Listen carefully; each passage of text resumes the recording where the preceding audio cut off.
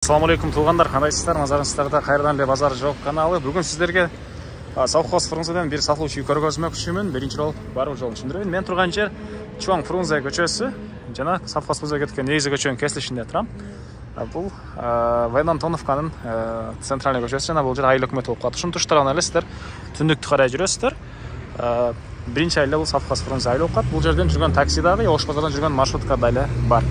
Анан ориентирде бул Султан Хэл деген мондай чоң тойконага алсаңыздар болот экен. Дагы эмне маалымат? Эми калган маалыматты силерге үйгө жетип берейин туугандар. Туугандар келүү жолун түшүндүргөнчү бүгүнкү чыгыштагы сатылуучу үйгө да жетип келип калдым. Бул Юзүн көчө тараптан көрүнүшү дарек Новый көчөсү 10-үй болуп калат туугандар. Так, жалпысынан жер аянты туугандар. Документинде 13 соток, фактически 16 сотоктай бар экен. Түштүк чек ара мына бул жашыл забордон башталат бүткөн жерден. Дарбаза бул жактан дарбазанан навеске жана гаража кете аласыздар. Бул жана дагы мондай навес бар, ылдый турганда инструмент сактаган склад катары азыр көчөдө колдонулат экен. Мына бул көчө тарабы, бул жагында көмүркана, отункана, погреб, анан үйдүн негизги кирүүчү дарбазасы. Мына бул жерде дарек деле жазылып турат. Новый переулок 10 дейт.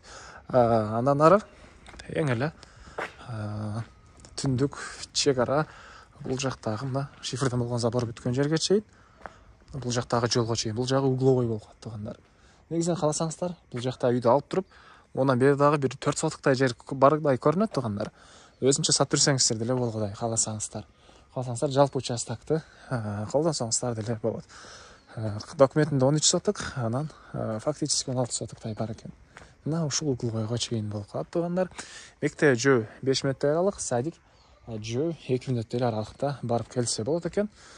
Анан туугандар документи боюнча айтсак, бул совхоз Фрунзе Союз учурундагы айылдардын бири экен. Ошол эски чертож, ошол мурдагы документтер, ошол документ менен илектенгендерди билсеңиздер керек. Ошол мурдагы документи бар.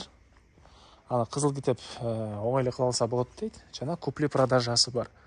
Мурдагы техпаспорт. Мурда көбүн эсе ушул үйлөргө кызыл китеп болгон эмес экен. Ошол мурдагы документи менен анан кааласаңыздар кызыл китеп жасатып алсаңыздар деле болот дейт. Купли-продажа ушул документ менен деле берилет экен туугандар. Так, аны толугураак түрдө ээлеринин номери жазылат. Анан ошол жак менен дагы байланышып билсеңиздер болот. Орусча сүйлөшөт туугандар, үй ээси ошол орус улутундагылар. Андан ары бул жактан кирсек, мынакей алды тарабы үйдүн мондай навес, ылдый тарабы стяжка болгон. Бул жерге 2 жеңил машина келе койсоңуздар болгодай. Оң тарапта көмүрканасы. Бул жактан кирсеңиздер отункана, жана бул эшиктен кирсеңиздер погреб. Бул жакта гараж, чоң навес, арт тарабында баня, мондай навестери деле бар. Азыр аларда видеонун жүрүшүндө көргөзөм. Үй 80 квадрат метр экен. Сырткы тарабы бышпаган кирпич, ички тарабы бышкан кирпич менен өтүлгөн. Негизинен жайында салкын, кышында жылуу дейт үй ээси. Алды тарабында мынакей ушундай бактар, жер жемиш экенге жери. Арты тарабында деле кенен чоң жер бар туугандар. Электр энергиясы бар, суусу скважина, күзөтүү камералары орнотулган. Бар экен. Сиздерге азыр бул үйдүн ички тарабын көргөзөм. Мынакей бул негизги кирүүчү эшиги. Эми туугандар кухня жайгашкан. Мынакей ички тараптан суу чыгарылыптыр. Ысык суумуз дагы суу арыстан менен чыгарылат туугандар. Так, мебель боюнча айтсак, кээ бири калат экен, кээ бирлери алып кетет. Мисалы үчүн могу мебелдер, бул кухонный мебелдер калат экен туугандар. Түштүк тарабынан терезе, бул жеринде отоплениянын котелу жайгашкан бөлмө, көмүр менен жылдан котел үйдүн баарын жылытат туугандар. Так, андан ары бул тарабында душ, ажаткана. Окей. Так, бул тарабында болсо мондай коридор. Бул коридордон калган бөлмөлөргө өтүп кете аласыз туугандар. Так, оң тарапта бир бөлмө. Көрүп турсаңыздар, ремонт. Чыгыш тараптан терезе. Түз киргенде дагы бир бөлмө. Мынакей чыгыш тараптан терезе. Андан ары бул жерде мондай бөлмө экен. Батыш тараптан терезе жана ушул жерден дагы бир бөлмөгө, спальня бөлмөгө өтүп кете аласыз туугандар.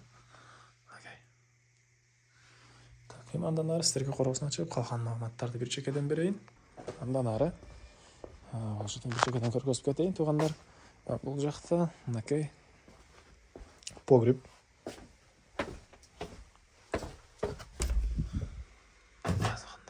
Погреб.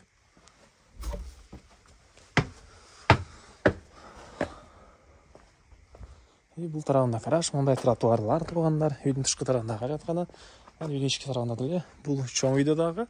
Анан бул жакта бөлмө, баня бар, ал жакта дагы эки ажатканасы бар экен үйдүн ички тарабында. Так.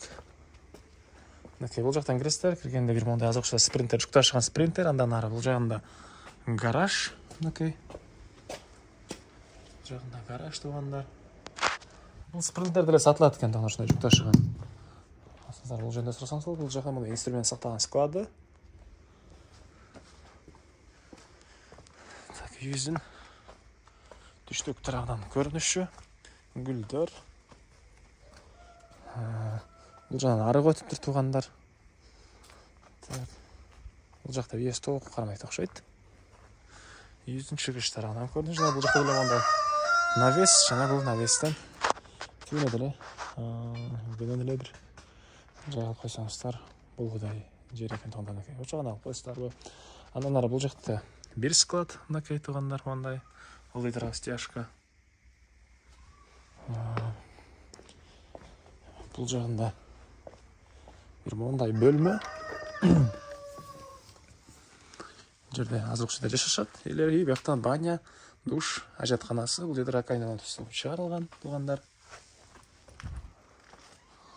Үйдүн чыгыш тарабынан көрүнүшү.